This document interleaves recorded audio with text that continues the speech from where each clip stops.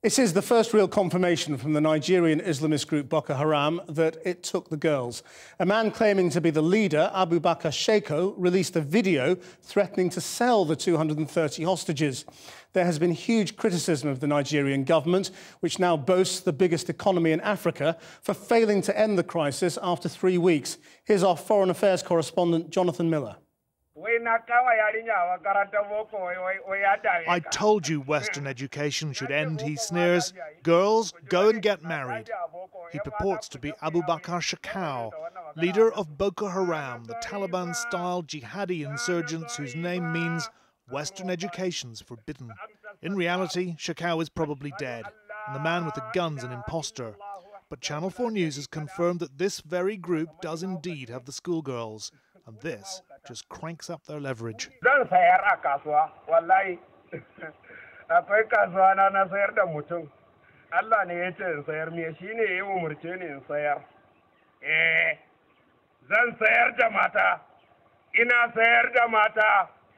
So why, 3 anguished weeks after 273 girls were abducted from their school in the middle of the night, did Boko Haram finally admit to their crime? The answer lies in the Nigerian president's TV appearance last night, remarkably his first public comment on the kidnap crisis. President Goodluck Jonathan vowed to find the girls, but negotiate their release?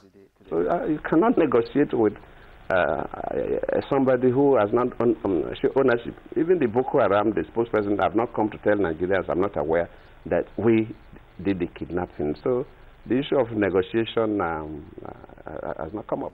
So as distressed mums and dads demanded their government rescue their girls, their presidents just got what he asked for, a responsibility claim and someone to talk to. We want our girls! We want our girls! Down in Lagos today, more protests though.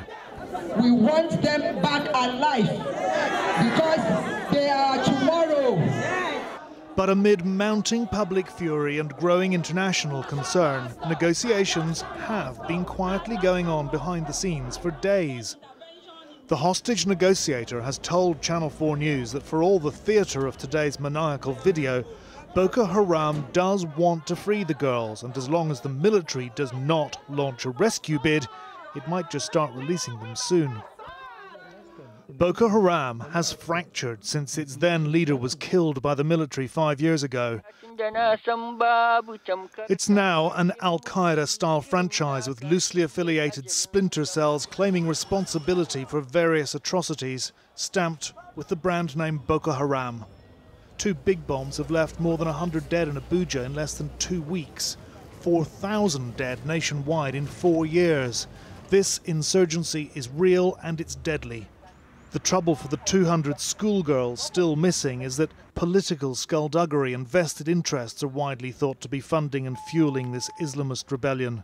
The president's been left looking inept, but there might yet be a small window for him to rescue the girls, and maybe himself in the process.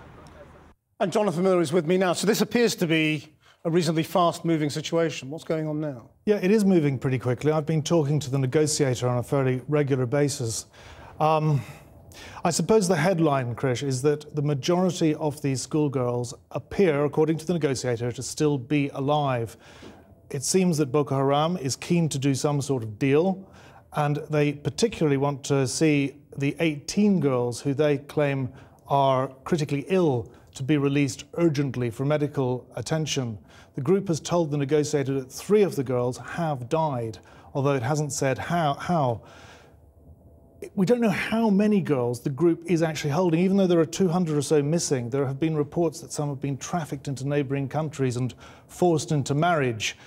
It does seem, though, that the group wants to get rid of them and send them back to the government. What we don't know is what they want in return. And the fragility of the Nigerian government makes this even harder. It does indeed. And also, there has been this sort of stepping up of the campaign of Boko Haram in recent weeks, these bombings, as just reported in Abuja. This is a very bloodthirsty group with a very violent record, and tonight, those 200 schoolgirls' lives still hang in the balance. Thanks, Jonathan.